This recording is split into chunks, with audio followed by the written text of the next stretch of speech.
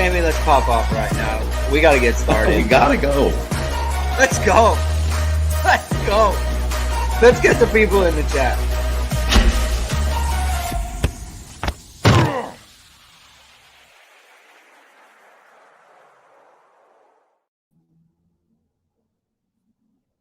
And welcome to the Hit and Hustle post-game instant reaction show from IRSportsDaily.com. I am your host, Greg Flamong, and with me, as always, is Jamie Uwayama, Mr. Jamie University. Notre Dame just defeated Central Michigan 41-17. And if you told us after the game, or like prior to the game, that Notre Dame was going to win by that score and they were going to have almost 600 yards of offense, everyone would have said, that's great. We love that. And that's, I don't think that's how everyone feels today. So we're going to go through that and we're going to talk about the game. We're going to talk about all the things we liked, all the things we didn't like. A lot of those things had nothing to do with the actual game, but the broadcast. Peacock is not a good product. It is a bad product. How many times did it go out, Jamie, for you while we were watching the game? Too many to mention. Too many times. It's a bad product. It's not good. The officials were like, again, these aren't complaints per se. Like the way that Notre Dame played in this game and some of the sloppiness and that sort of thing is independent of officiating. Objectively speaking, the officials were an abomination today. They were so bad, just really not good. So it's a bad job by them. Some sloppiness from Notre Dame on both sides of the ball. So we'll talk about that. Thank you, everyone, for joining us. If you like what you hear, if this is your first time catching us, please subscribe to the show. Please hit the like button and please hit the notification bell so you know that we're going live. If you don't catch us here or you want to catch us on the audio format, links are in the description below for our podcast feed. And so, yeah, Jamie, we talked about, Peacock, bad product, not a good product for anyone. And you should not, like, we shouldn't have to be subjected to that. But I'll tell you what is a good product, Jamie, and that is ESQ clothing. And they have created the world's first bamboo dress shirt, ESQ, which is founded by Notre Dame alum Ga Wang. The bamboo dress shirt is crafted from high-quality bamboo fabric, the softest and most comfortable shirt you'll ever put on. It's not only more sustainable than cotton, but also feels cooler, has stretch, is odor and wrinkle resistant, even machine washable. You've seen ESQ's one-piece collar bamboo shirt, and it's the perfect shirt for today's business meeting or heading for a night out. Use ISD15 and get 15% off all online items. ISD15, 15% off all online items. All right, Jamie. So let's check out the chat where everyone is. Everyone's here. Everyone's mad about Jason Garrett.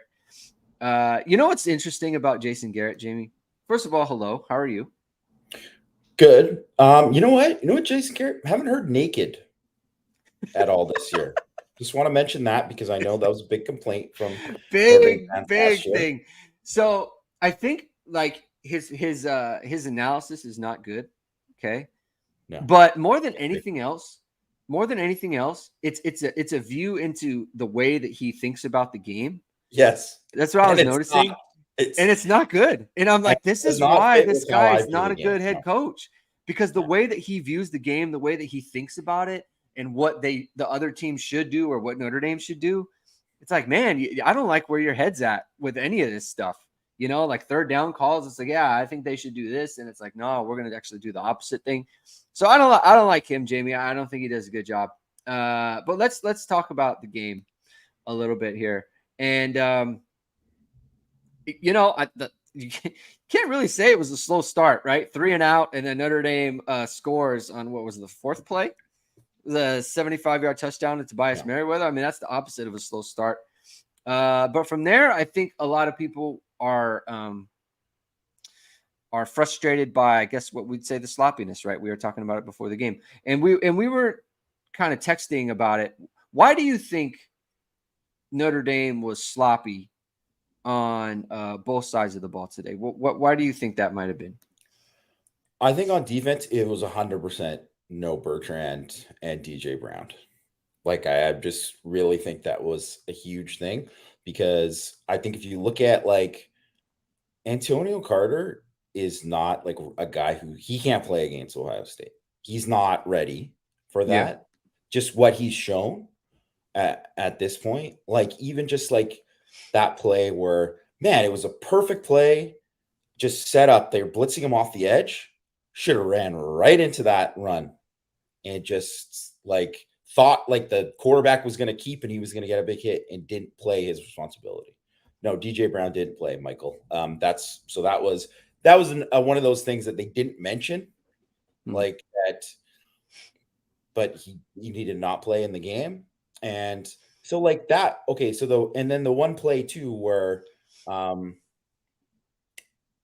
was it X Watts' fault? Was X trying to he thought it was going to be short because they were getting blitzed, so he was doing that and he was supposed to carry that vertical, or was that like Carter was supposed to be there on that deep? I don't know, right? Yeah, I'd have to look back. When I originally saw it, I thought they got caught in a 3 cover when they ran 4 verts, and that's hard. That's hard for, admittedly, that's hard for the middle safety because he can go either way. The quarterback can go to either of those verticals. I'd have to watch back, but that was my first impression. Is like they were in 3 cover and they ran 4 verts, and that's tough. Yeah, I think like that part.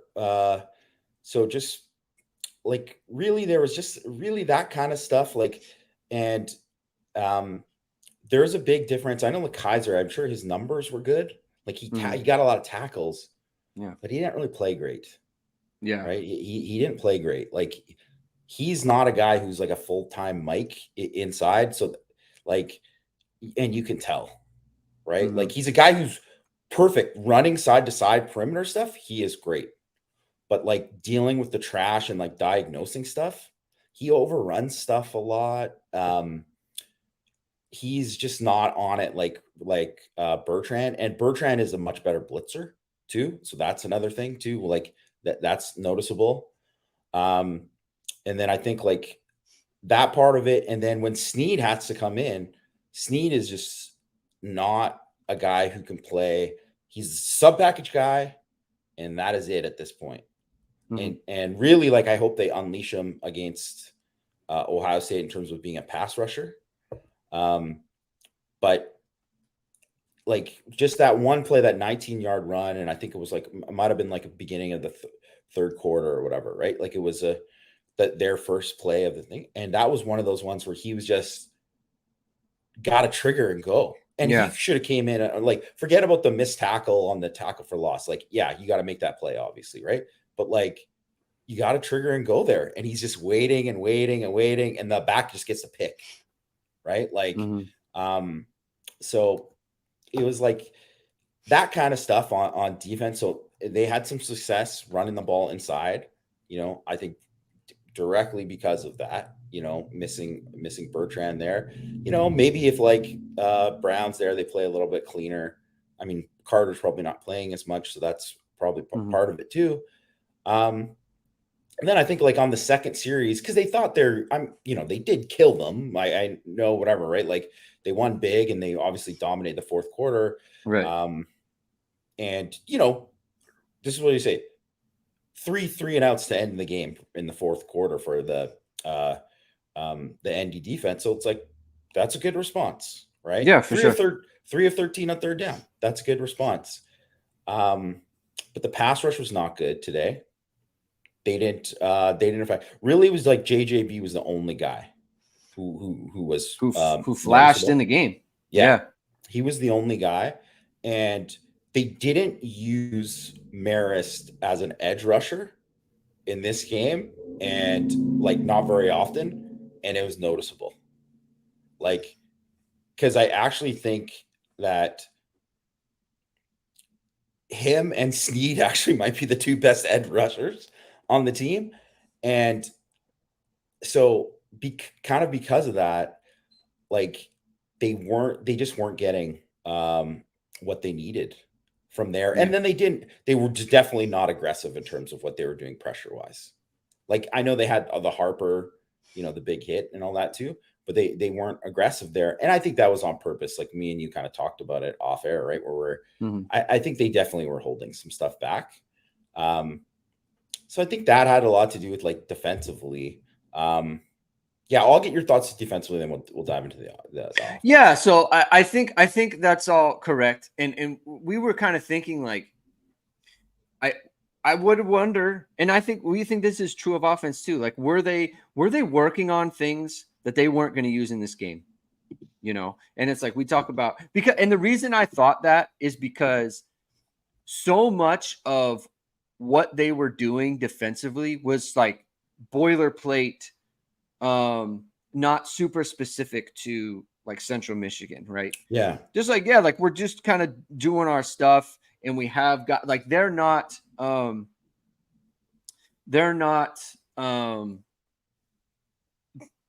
like trying to take away really anything that Central Michigan is doing. They're just kind of matching up, right?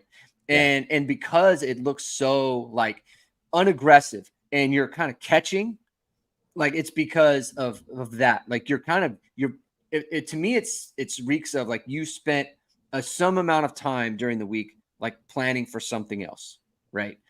I've seen it before, right? And I've been through that before, and you have too. I didn't think they would do it in this game, right? But they obviously did, and I thought that was true of the offense too. I mean, I think on offense there were a little bit more execution issues than it was like not having a good plan for what they wanted to do on third down, but that was something I noticed. JJB, so the team had 5 quarterback hurries. JJB had 3 of them. So that's obviously very good. And so Aaron Stack says holding stuff back in game 4. It's not like it's not holding stuff back. It's stuff that you wouldn't do against Central Michigan because it doesn't fit what Central Michigan does. You will do it against Ohio State, right? Yes. So like all the stuff they were working on, it's not like they're holding it back. Like if you could do it against Central Michigan, but it's not for them. It doesn't fit their scheme. It doesn't fit their personnel. You wouldn't do that against them. Like that's kind of what we've been saying. I don't think they had like all these brilliant play calls that would have worked against Central Michigan. I'm saying they didn't put them in. They didn't come up with something for that because they're planning for, down the road. And that's how this happens. Yeah. So like, just to interrupt, but like that is definitely like, you can see how on offense in this game and the Tennessee State game, way more vanilla in those games comparatively to NC State and Navy. And that is a real thing like that. So that definitely happens. I know Cordell asked about it too. So like, yeah, that is definitely a thing that happens in the game. Okay, but just flipping this too, because I've seen this from people, like, I thought the offensive line played pretty well. Like, Hartman got hit the one time, obviously it was a super dirty hit. It was very dirty. The way he twisted it, like, that was a joke. Like, get out of here, Central Michigan. You're not going to be playing. You're not making a bowl game, or, you're fighting to make a bowl game. And you're like, come on. Like, that's just, get that out of the game, man. I don't care. Well, the one that he got hurt, it was the second time. That's honestly, I think that's why he was so like demonstrative. Like I think his knee was probably hurting a little bit, but I don't think he was hurt. I think he was mad because he had gotten taken down on another one. I'm trying to remember the play specifically, but it was late. Like he grabbed him late, and that is what like would have made me upset because they already banged Burnham for a like kind of a cheap late hit on the quarterback. Like that one was cheap. Like that was, he's not even really trying to hit him. He got knocked backward into him, and then he bumps him, and then he falls over, and it's like, oh, it's roughing the quarterback. Like, get out of here. Like, go away. The Mills one was a dumb play. The Mills one, play, yeah. The Mills one that was on made Mills, 100%. Me so upset. So upset. You're a senior. That's 3 steps and just shoving him to the ground. You cannot, like, I put on Twitter, like, to me, it's an automatic. You can't play. You get him out of the game, just like Audric fumbling. Like, to me, that's the same thing. You can't have that. You cannot. That's so bad. That's such a bad play. That made me very upset. That sort of stuff bugs me. Just bugs the heck out of me. But the Burnham one, that was cheap. Then Hartman gets grabbed by his knee late. After he throws it, like, didn't need to happen. Of course, they don't call it. And so there's that. So that's why I think Hartman was upset about. But to the offensive line, I thought they looked good. I mean, Hartman had a ton of time in this game. It's funny because after you tweeted it and then I retweeted it, is when Spindler got run over and Hartman got his knee hurt. So that didn't help because then everyone's tweeting me, "Look, a good job! Like they're doing great." It's like, yeah, thank you for that. Like obviously, I don't like it when the guy gets thrown into his knee. I don't like that part of it. Getting back to the defense and just the penalties, Jamie. It's too many. It's too many penalties. Like it's getting to be it's getting to be like a problem. Like this is going to cost you at some point. There's too many of them. I mean, the Mills one really stands out. Obviously, I mean the penalty on Mickey is like not. I just didn't see enough there. I don't know. But I can't tell because Peacock was acting up at that time for me. But like, so I didn't get a good view of that. So I mean, well, I didn't see it at the time. But when they showed it like later on in the game, like it was like at halftime or something, and the receiver, like he has the receiver breaks out. He has his arm on his shoulder, but he doesn't do anything. But then he trips on his feet and he falls, and they throw a flag. And I don't like they picked up flags twice for penalties on Central. What is going on? Like, what is that? Like, and they were obvious penalties, right? It's like they're grabbing him by his shoulder. They're literally grabbing him. He is turning, like his body is turning. That's why you call it. You got a lineman 5 yards downfield. They throw the ball line of scrimmage. It's a penalty, and they're picking up flags. It's not good. It's not good. I can't believe how bad it is. Honestly, like there's no way that this crew is like not just doesn't get completely like read the riot act by the people in charge. Like it was bad operation. They didn't do a good job there. And so that's, I don't like having to go on about officials in every recap, but it's warranted. Like, I don't want to pretend that it didn't happen either. Like it's a bad job. And I'm going to say it's a bad job. We bang the players. I just banged on Riley Mills for doing a bad job. I'm going to bang on the rest for doing a bad job. So he didn't do well in this game, or they didn't do well in this game. So Jamie, what do you take from this? What do you take? I mean, look, we got the explosives. Let's talk about that. Yeah, Tobias and Tyree get the explosives. What did you think about that? Especially the Tyree play. The Tobias one is pretty straightforward. Ran by the guy on the sideline. Tyree's got to make a catch over his shoulder. Great ball by Hartman. Yeah. What did you catch? Great ball. Yeah. I think that's exactly the kind of stuff. Just those two guys specifically. That's exactly what you want from those guys, right? That's why they're like core guys for the receiver group, because they have to be those guys for Notre Dame. And so that's why I think too, for Tobias, he doesn't have to be wide receiver one. He has to be that guy who, if he got a 44 yards last week, right? With after the catch, 45 gets catch, the 75 yard this week. That's what you need. That kind of play from him. That's what you need from Tyree, right? And I knew they were going to eventually take that shot. And now that's the kind of thing too, where first of all, that is a confidence builder too, to be able to make that kind of catch and all that too. But they're going to get some matchups with some guys against Ohio State where they're going to have to take that. Like they're going to have to try to take that shot.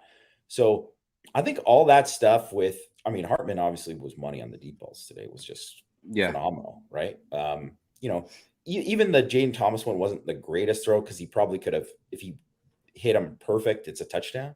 But still, like he gave him a chance, and it was obviously a big play. That's the other thing that people don't realize too, is like you don't hit those deep balls unless you have protection.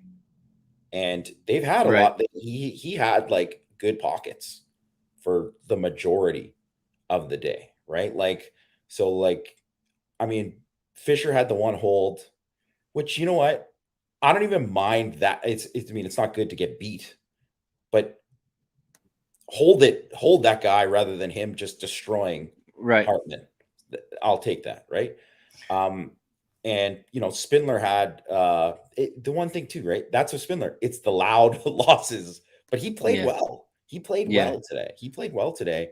Um, and yeah, so I think like obviously those big plays in the passing game are just massive. Like they're just massive. Um, I mean, he's out. I mean, so it was like over 12 yards per attempt again. Like it's just Yeah. he's. I know they haven't played the toughest schedule, but like these are ridiculous numbers right now, and no picks again, right? So, Didn't even and- almost throw a pick either. It's like yeah, it's not even there. and this is also like 100% the game that could have become a loss, or like you're fighting it right at the end. Like Jack Cohn has Yeah. to save the day if you don't have your quarterback make those throws, right? So that's why it matters, and that's why he's so valuable. You can't. So, okay. So the offensive line, Audric Estime has 20 carries for 176 yards. Not just that, but he has a an 80-yard run called back or however long that was going to Yeah, be. Holden Stays. It was the only time during the game I literally screamed because it was like I see it happening and I'm you like, got to know to let it go. this is a big one. Don't grab his jersey. Don't grab his jersey. I see him grabbing his jersey. It just drives me crazy. It drives me insane. Like that's a mental error. You don't need to do that. You didn't need to do it. But like they're obvious, like he's running right up the middle, untouched on a lot of these plays. So like the offensive line is playing well, right? And so I thought Spindler played well. I wanted to ask you about the holding on Fisher. I thought the way that he set and the way that he went about it looked weird to me. Like it looked Yeah, like he reached for him when it was like, why are you reaching for him? You don't need to reach for him. Like yeah, the way that he just kind of attacked him there and didn't just like set and let the DN come at him. Like I just felt like he was over aggressive with his hands, and then he got caught. He yeah, got it was almost like a DB trying to jam a receiver, and they miss, and then they're chasing. Right. That's yeah, what it seemed like to me. That was like a weird thing that he did. But for the most part, I thought the offensive line did well, and just to kind of put a bow on it, like the offensive performance in this game. Let me pull up the official stats here. I would put these on, but it messes like it. Like I told you before, it messes up with the screen. 578 yards of total offense for Notre Dame. Net rushing 236. Net passing yards 342. 20.1 yards per completion. I mean, Sam Hartman is 16 to 26. Was it, or was it? Let me see. Sam Hartman, 16 to 26 for 330 yards, 3 touchdowns, 206 quarterback rating. So that continues a pace for him. And the thing about hitting the deep balls, especially for Tyree, like the play that they hit to Tobias, I would expect for Tobias to make that play obviously 100% of the time. He's running free. He gets wide open. And that's a play that he can make. And we know that he can make that kind of a play. But for Chris Tyree, he might have a play like that next week against Ohio State, against USC, against whoever.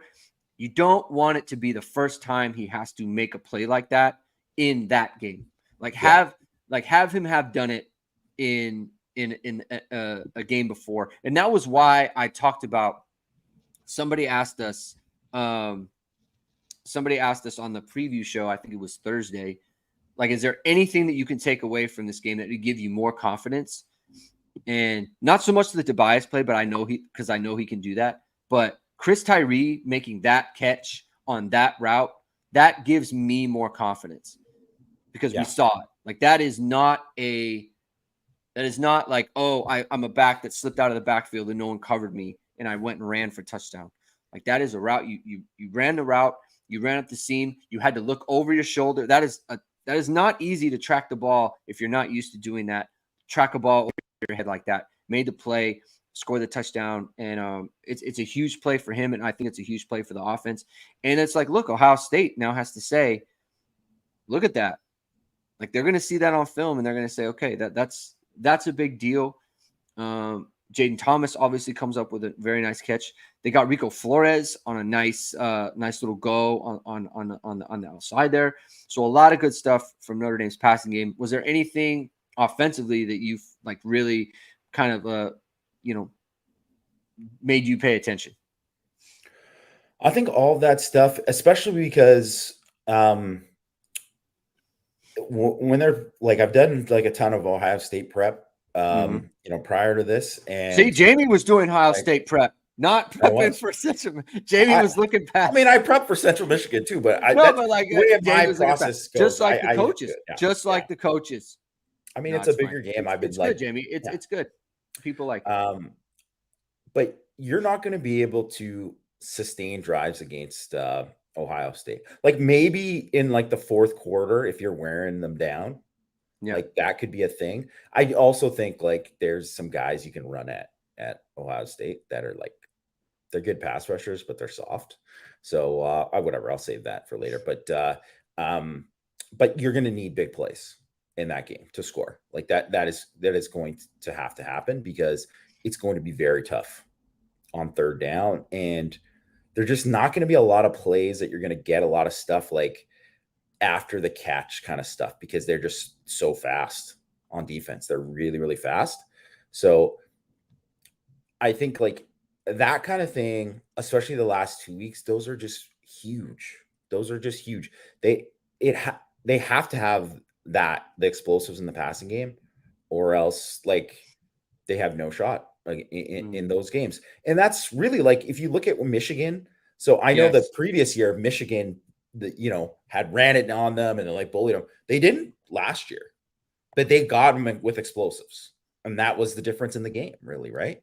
So, and then so if I'm going to say on the opposite side of that, and yes, I understand that whatever I said that Bertrand and Brown weren't in this game, and that was a big factor for sure, but they gave up explosives on defense, too many, right? So that was like a thing of like you look at it like the quarterback completed 50% of his passes. Like it's like 6.9 yards per attempt. Like he definitely didn't put up numbers, but they gave up the one explosive in the passing game, and that hurt. They didn't get enough of a pass rush. That's definitely like was a thing, and they gave up too many long runs in this game, and like the tackling was certainly like a big part of that early on too, right? So at the same time, are they ever going to get some fumble luck? Like this is ridiculous. They every time. I mean, they're in double-digit fumbles at this point, and they haven't recovered any. Yeah. So I don't know. I just don't know. Like at some point, like that has to be something. I think you know what? Okay, Patrick Hennessy brings up Kaiser Bertrand in pass coverage. The one thing about Bertrand, you don't want to get him matched up in like a hey, they're rolling out Travion Henderson or something out wide, and then he's got to go out with him and take him in man. That's a problem. Like that's not something you want with Bertrand. But in terms of like understanding exactly like they hit that one deep crosser. Yeah. And that was like that's something that like Bertrand would have like he would have maybe not made the play, but affected that at least, right? And where Kaiser got lost there, right? Saw it late. Yeah, he saw it too late. Yeah. So that is like a it's those kind of things that you don't think like, oh, whatever, like, because Bertrand, it's when he misses these games that he gets appreciated the most, right? You're like, oh wow, like they really missed him. It matters. What did we talk about? Like how like all last week with how organized they were and how assignment sound everybody was. And then he misses the game and that kind of goes away. It matters. I think people don't want it to matter. You know how many tweets I got like Jalen Sneed needs to play more. They got to put Jalen Sneed out there. Jalen Sneed, he did not have a good football game. He just didn't. It's not. And I'm not like, I don't have a problem with Jalen Sneed. Well, like when they have him in the game, I'm not like, oh, they need to get him out of there or anything. Like that's not what I'm thinking. And by the way, like they talked a lot about Jaden Osbury. Like we got to get him more snaps. Like I didn't see him out there on defense at all. Maybe he got in at the end. Drake only got a handful, right? So Drake only got a handful, and because he's the Mike, right? So it's just the defense needs to be organized. They need to be solid with run fits. So run fits are very important. We talked about that on Thursday. Like they matter. And Jamie said, like pointed out their first play of the second half, like that's a poor run fit. Just is. And it's not that he shouldn't be playing. Jalen Sneed has a role that when JD Bertrand is out there, Jalen Sneed can play it. And he's effective in that role, right? He's not ready to be the Will. He's not ready to be the Mike, but he's ready to get in there and rush the passer and have a role that way. So that's part of where it's like, look, I know people, they don't want JD Bertrand out there. They don't want DJ Brown out there, but they know how to play the game. They've been playing for a long time. They've played in some really big games against really good teams. And that matters a ton. Jamie. So let's see. There was another one out here. Oh, outside zone for Ohio State. So this is what I was thinking too. Something that worried me about the game and when I was watching it is when Central Michigan went and spread Notre Dame out and they played with a light box inside and they had some success running the ball in that situation. That was what made me think, like, this is the problem that Notre Dame had against USC last year. Yes.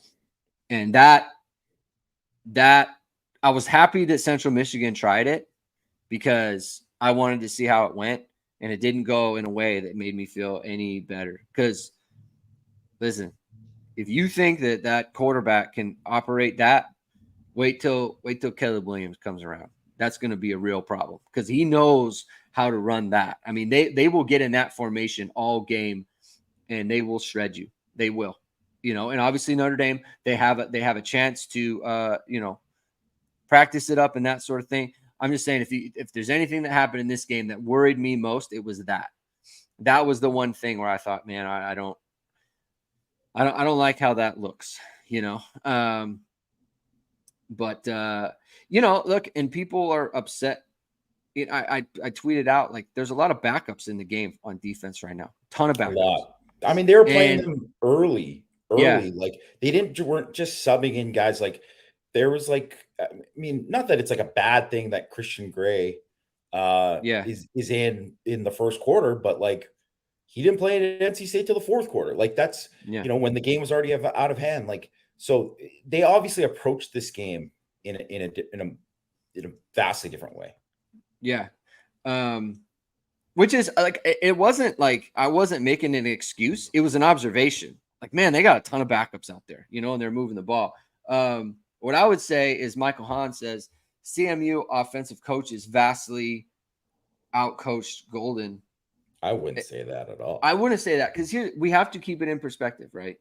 Like, we have to understand that Central Michigan had 268 yards of offense. Their success is relative to what we should expect against a team like that.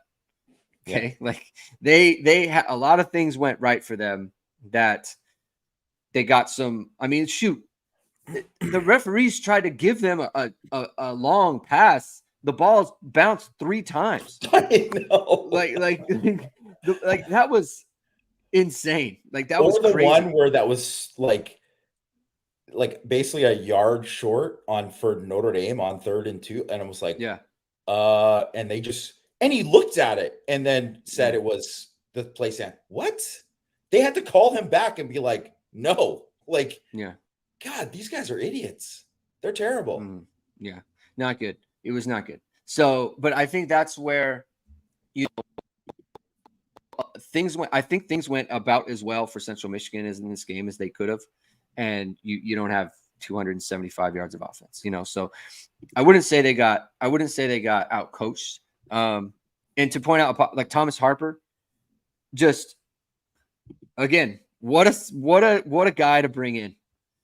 He is such an important player for them. If he gets hurt, it's tough because as good as experienced that Clarence Lewis is, he just doesn't play with the venom or the urgency that Thomas Harper does. I mean, Thomas Harper comes with force. He comes with intention. He comes with he's just very, very deliberate with everything that he does. So I'm very impressed with him. I mean, again, I obviously Ben Morrison has another good game. Cam Hart is tough with the shoulder. He doesn't want to stick his nose in there, and it makes it hard. And I don't want to bang I him. really worry about against Ohio State because their backs, first of all, are all big dudes. Yeah. They're physical guys who drop their pads and they will run him over. If you're soft there, if that corner's soft. I mean, that's also though, if you think about it, one of the reasons why they switched him from the boundary is because he doesn't have to deal with that as much because people run, for people who don't know, you typically run outside zone to the boundary. It's very common, right? Right. They run it way more to the boundary than to the field. And then a lot of times they don't block that corner and they say, hey, corner, tackle this running back. And if that guy can't do it, then I like Ben Morrison is tough. Like he's going to come in there, but those backs, that's going to be a tough job.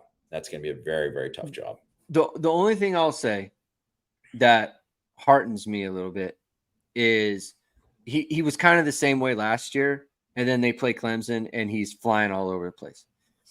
And if he's saving it for the Ohio States and the USCs and whatever, then it's fine. You know what I mean? Like it's like I understand because if the shoulder is the shoulder, if like he's got that harness on it, he's always got it on it. I think the shoulder is bad, and I think it's always going to be a problem for him. So if he's toughing it out, he's toughing it out. I'm just speaking practically. You need him to be. Sometimes you need him to be more physical, and it's just not there for him. It's just not there. So what else do you want to?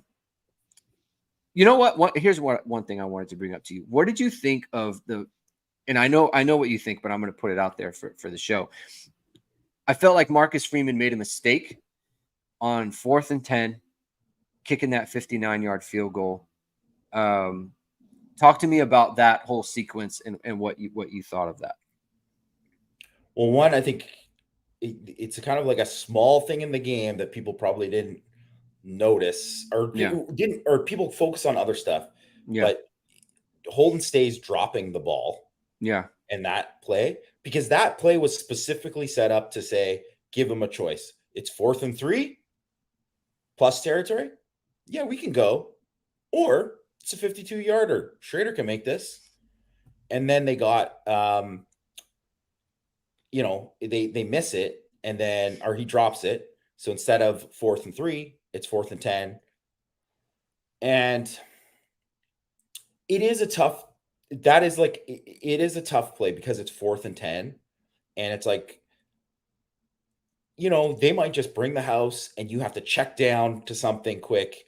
And then all of a sudden you get like 6 yards and, that they're taking the ball and they got pretty good field position. So I get like if you went and punted there, but you could make the choice, right? But I don't think the 59-yarder, I think it's specifically because it was this game. And they were like, I'm going to kick that. But I don't know. I wasn't particularly happy with that sequence. And obviously it just became so much easier if Stays catches it. He should have got him, right? But he didn't. And then, yeah, it was kind of like, it's a weird no man's land. And I even think if it was like 4th and 7, they probably would have went, but just like 4th and 10, I kind of get it, but it's still, yeah. I mean, I know he can make a 59 yarder. Allegedly, he was short, so that's super frustrating. Never had a chance if it's short, right? It's like leaving a putt short. Well, if you don't, it doesn't matter what the line is if it doesn't get there. Um, it's not that. It's that you have a better chance of getting 4th and 10 with Sam Hartman throwing the ball than you do him making a 59-yard field goal. Which, by the way, like it's 3 points. Like you're going from up 21-7 to 24-7 at that point. Like I would be going for it. And it's like, look, Mike Lebowski says against a real team you punt. Yeah, maybe. But like they Against weren't. Ohio State, they would have punted for sure. Yeah, but against Ohio State, they're not. But you're also They're not not playing playing Ohio State. They're right? not So playing like, Ohio State, right? So it's not. Yeah, so it's not that I would criticize the decision to punt later. It's more about like this is a time when I thought no, like the logic behind this decision wasn't correct. Like that logic didn't work out. He again tried to be aggressive with the timeouts at the end of the first half. That didn't work out. Just the way that the play sequence went, like, I mean, just the fact that like the way that they kept going for it on the 1-yard line and they kept not getting it. Like he really needed them to score on like the first down and not the third down or whatever it was because the clock kept running. And the other negative was the clock ran after they got the offsides penalty, which again, stop getting the offsides penalty. Like just stop. And I'm reading the post game quotes, and all the players are saying that the penalties are a disaster. And Marcus Freeman is talking about how the penalties are not good and they need to go away. So it's not like they don't understand that, right? And they're not harping on that. But I think that's just something to point out. But we talked anything on offense, Jamie, beyond the explosives that we saw. Anything else that stood out to you on offense today? I mean, obviously, Audric is. I mean, the guy's pretty amazing. It's he's obviously playing at an extremely high level. I really like Notre Dame's backs. Like, I think you just get something from all of them, right? Get something from all of them, and it wasn't like Jeremiah Love didn't have like a big game or anything like that, but just even that little like I think it was like an 11-yard, you know, like catch and run kind of Swing play, pass, right? swing Yeah, pass. like where he's like breaking tackles and stuff like that. Like that kind of stuff, it does matter. And then you never just know when that's going to break into something more, right? So love that. I mean, loved Rico Flores, not just the catching, the fade on the sidelines, in stride, great ball by Hartman, Great ball, obviously, yeah, great ball. but the grid after the catch on the screen, like that's how you get and you play. You're going to get more targets after that kind of thing, right?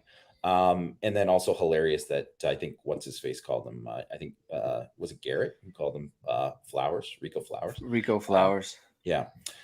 Well, I mean, it's that he's got a job for a reason, guys. Yeah.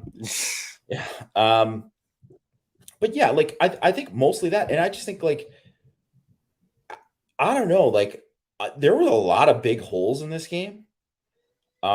And the old line did pretty good. And I don't think if anyone had watched Central Michigan in the first couple games, like Jacquez Bristol was like a problem. Yeah. You didn't hear his name once in this game. He was like a nothing in this game. He was non-factor, right? Maybe you heard his name when Peacock went out. I don't know. Sorry. But he did nothing in this game.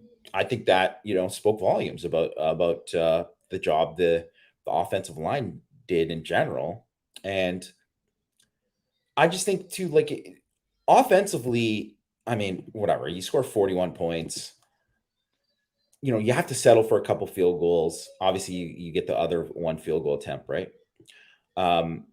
So it wasn't like the cleanest game that they've had in terms of, but like it's almost shocking that they were as clean as they were against Navy and against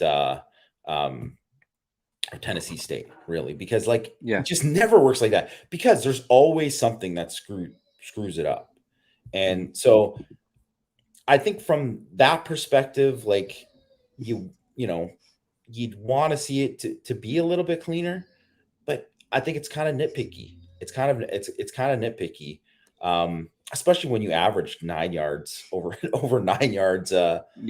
It was 9.4 before Angeli came in for garbage time. So Yeah. I mean, I'd say like you take that any day. Yeah. Um, I recommend everyone, well, if you watch the game back, like obviously when you're watching the game live, like you watch the play or whatever. If anyone watches the game back, every snap that Rico Flores is in, just watch him because he's trying his butt off, whatever he's asked to do. If they ask him to run off, if they're doing a run play and they ask him to run off the corner, he runs off the corner. You think he's running a go. He will come down on the linebacker. He will stock block the corner. He will come up on the safety. Everything that he does is like kind of like Thomas Harper. Like he cares about everything that he does. And that's why he plays a ton. That's why he's out there a lot. Someone mentioned Deion Colsey. I don't think he played. As a matter of fact, I almost know he didn't play. I didn't see him out there one time. So he might be another one who's just not. Everyone says it has to be Rico Flowers. So it just I don't think Deion Colsey played in this game. But Rico Flores, like it pops on film. It really does. The way that he cares about the game. And those are the guys like you like to watch, like anyone like that. So the way that he cares pops on film and on the video. And if you've got, if you've got a highlight tape that you want to pop, if you've got something for your business, a social media page that you want to pop, you're going to propose to somebody and you want that to look good, then you're going to want to contact VSR Media and Notre Dame football pregame host and Emmy Award-winning anchor Vahid Sadrazadeh. VSR Media provides professional and cinematic video and photo, whether you're looking for a collegiate or pro level highlight reel, have a personal story to tell, like you're going to propose to somebody, or are aiming to diversify and grow your business. VSR Media specializes in short and long form video storytelling, social media management, and website design. VSR Media also captures professional headshots, senior, and sports photos.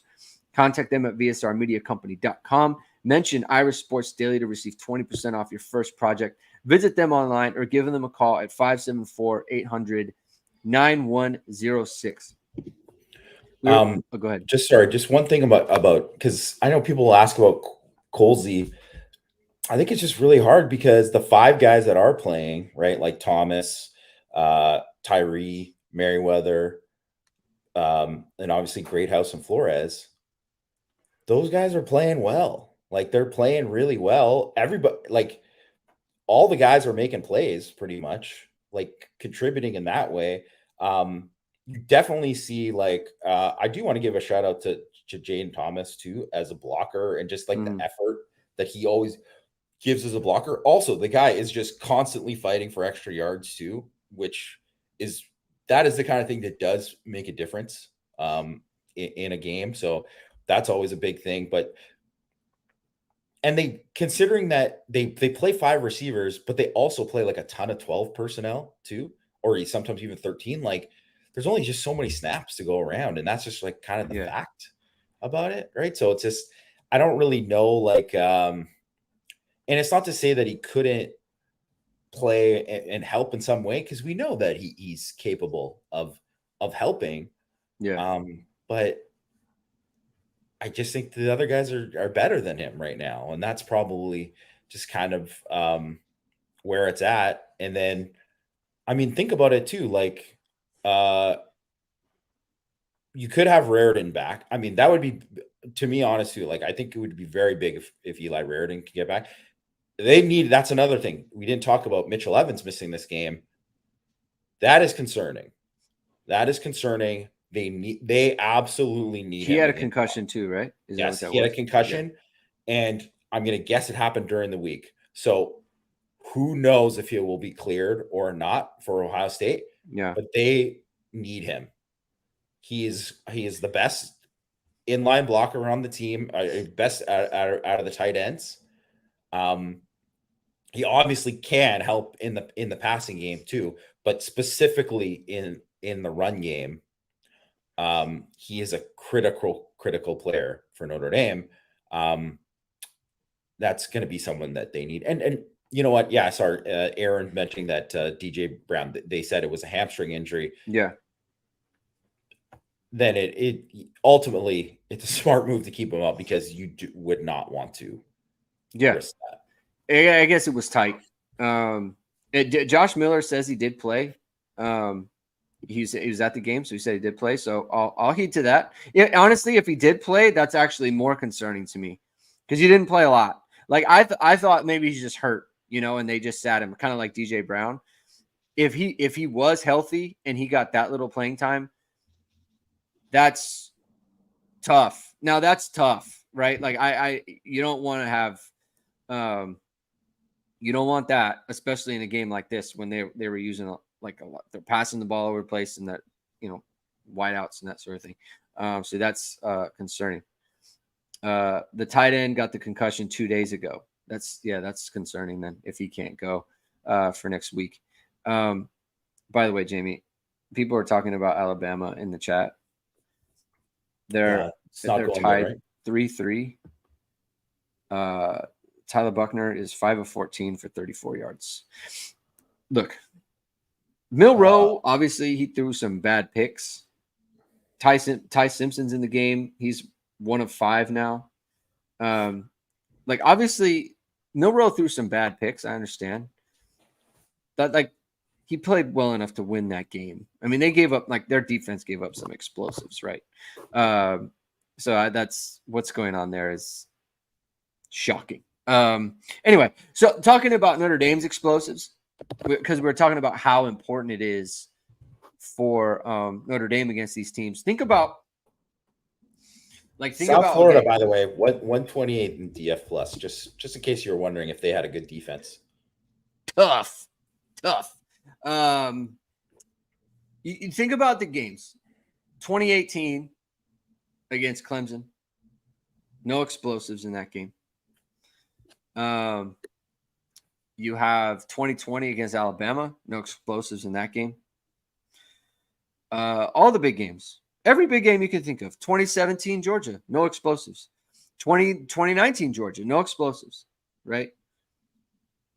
And then in the 2020 game, you get a 65-yard run against Clemson, a 65-yard run for a touchdown on the first play, and then you get the long one to Avery Davis at the end. Explosives are it. They are everything in these games. They are everything. You have to hit them. And that's why we harp on them all the time, because they're just so indicative of how you win these big games. It's just like you said against Michigan. They can hit the explosives. USC hits explosives all the time. Easy points are everything when you're going against a good defense like this. And you need to be able to score without going all the way down the field, because these teams are too good. They have too many talented players. 2018 Michigan, explosive to Chris Fink, right? You need these plays. You need plays like that, and that's why they're so important. And so I just think that's a really big deal. And maybe the biggest thing to come out of this game is that Notre Dame was able to put it on tape and to show Ohio State, show everybody that they can hit it, and you got to respect it. You can't just sit there and play everyone up, play against a running game like that. Do you think that this defensive performance shows anything for Ohio State? Does it make you feel like, I don't know about this Ohio State game now? They have to rush the passer better. I think that's for sure. But I do think they're going to blitz a lot more. Mm-hmm. I think they're going to do a lot of 5-man pressure.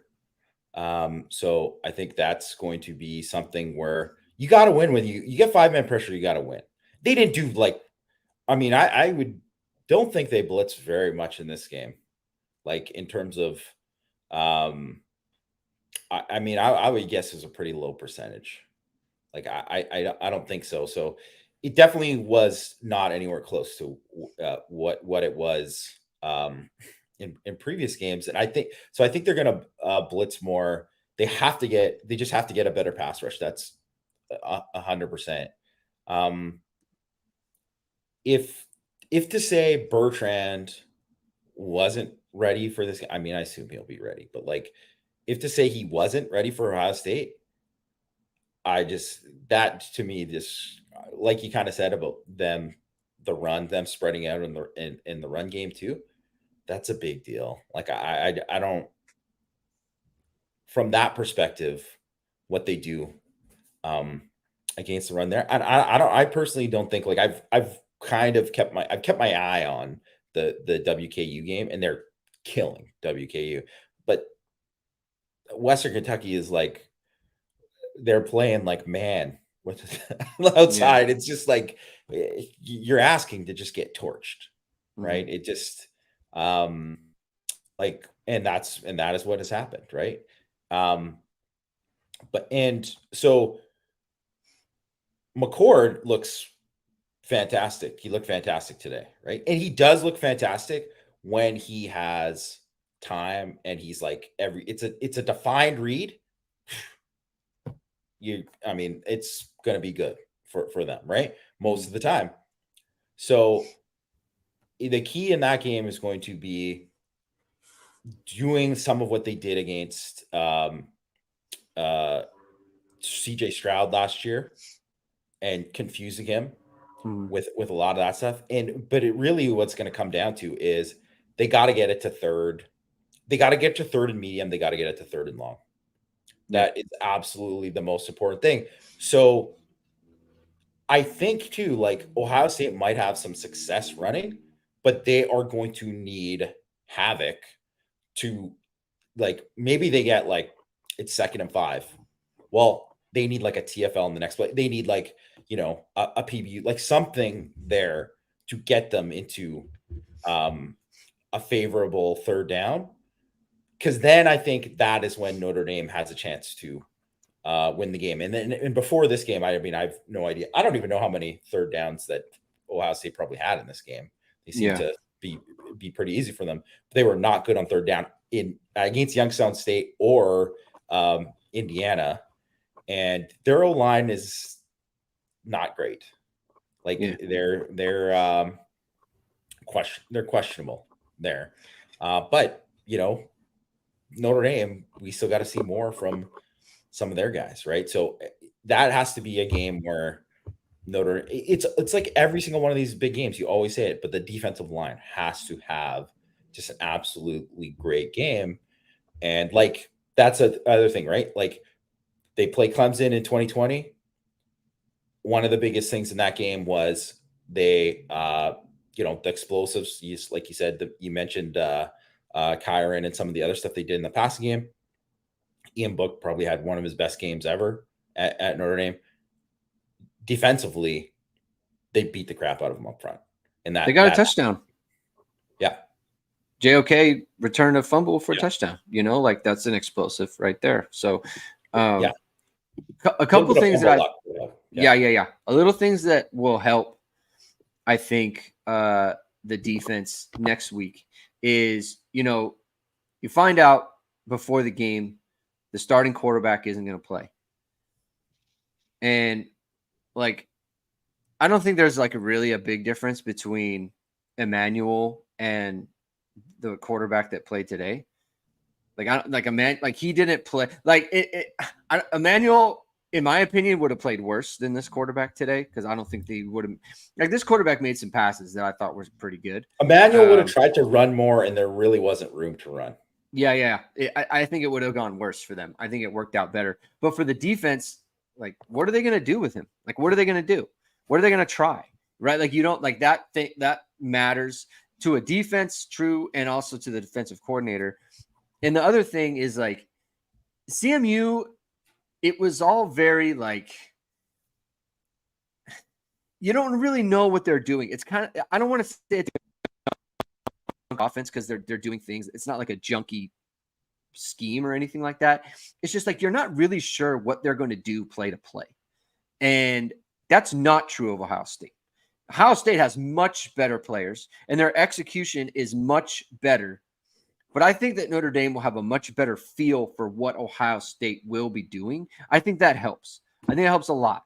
The hard part is they have Marvin Harrison Jr., and they have Emeka Egbuka, and they have Travion Henderson, right? And they have a very good offensive coach, right? Like that's the problem, is that they have really good players. But I think when you play an offense where it's a little bit more predictable, I think that will help, guys like Jalen Sneed, who have a much more defined role in this game. And I think that everyone who plays in the game will have a very defined role in what they want to do on a play-to-play basis. And I think that really helps. It really helps defensively rather than what are they going to do on this play? I'm lining up. This is my assignment. What are they going to do? What are they going to try? Like, what are they even good at? Like I used to like an example of that when I used to play is like I used to play against this receiver in practice for when I was in junior college, the way that he ran routes was really strange. I never understood what he was trying to do. Like he would be running a route and I'd be in the middle of the play thinking, what exactly is he setting me up for? And then he would just turn and here comes the ball. And I could never guard him. And I'm like, he's not even a good route runner. I can't stop this guy in one-on-ones. Like, what's the problem? And then I go against much better players, but it's like they're easier for me to cover in the sense that I can understand what they're trying to do, right? I don't know if I told that in a very good way, but that's I just think when the defense has a better understanding of what the offense wants, I think it will help them. The struggle is you're playing against a much better team and much better players, if that makes sense. Did any of that make sense, Jamie? No, that totally makes sense to me. Like Okay. I think that's like I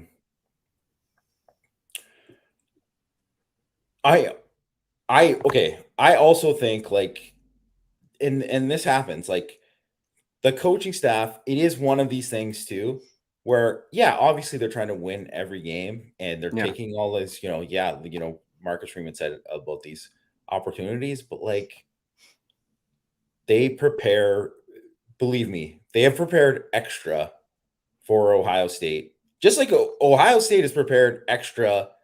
They're going to have way more in that game plan than they had against Indiana. That's just how it is because that's just what matters because those games mean more, and the other coaching staff is going to have that too, right? So I don't know. It's going to be interesting. I think Al Golden's going to have a really good game plan. It's going to be about if they can execute it and if they can rattle McCord.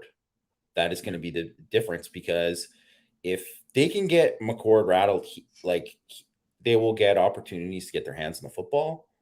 And that's going to be important. But they have just their skill talent is so good that one mistake, and somebody mentioned in a thing, right? Like an 8-yard run against Central Michigan could be, it's not going to be 80, but like whatever.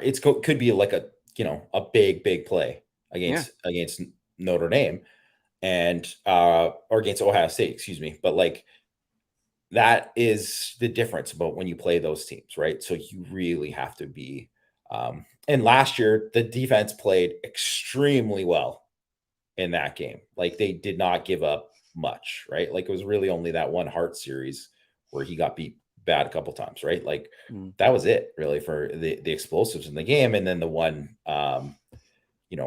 Mickey got beat on the thing because Bracey got hurt at that time. It was just like bad timing, right? And we don't need to go over the play call. Which will also give them confidence, right? These players they've played against them and they had a good plan for that. It'll give Al Golden confidence. And look, the intensity of next week will be times 100. It's when it's like that, it's just like a clear win at all costs, doesn't even matter what it looks like type thing. Like games like this, you win by 24, And it's like, yeah, but didn't look good. I didn't like it when they had a bunch of drives, 578 yards of offense. Yeah, but I didn't like it when you tried to go for it on you didn't go for it on fourth down. Like that's the things we talk about, right? Yeah. 268 yards total offense. Yeah, but the drive before the half, didn't like that. It didn't make me feel good. Next week, doesn't matter what it looks like. Doesn't matter. Win the game by 1 point, by a half point if they let you, right? It doesn't matter. And that's what they're gearing up for. You're 4-0. That's what you wanted. The schedule comes out. You've scored 40 points in every game. Schedule comes out. You see, we got this lead up to Ohio State. Don't mess it up. They didn't mess it up. And now you've got the one you've been thinking about for a year, and it's exciting, Jamie. It's exciting. Yeah. I mean, And this is what everyone waits for. This is the reason for the season, Jamie. All right. We're fired up. I'm getting fired up. We're going to work ourselves into a lather for next week. So I think we'll end it there. Thank you, everyone, for tuning in. I'll be back tomorrow morning for my morning after recap. We're going to look at snap counts. We're going to look at grades. We're going to look at the stats from this game. Some interesting stats to go over. So check me out there. 9:30 Eastern, 6:30 Pacific. Before I go off with my children. Thank you, everyone, for tuning in. If this is your first time, please subscribe to the show. Please subscribe to the show. Hit the like button. Hit the notification bell so you know we're going live. Drop a like Vision Poet says. Please hit the like button. That would be awesome. 9:30 Eastern time. Yes, Rajan. Have a good rest of the day, everyone. Enjoy the rest of the football. We'll talk to you tomorrow morning.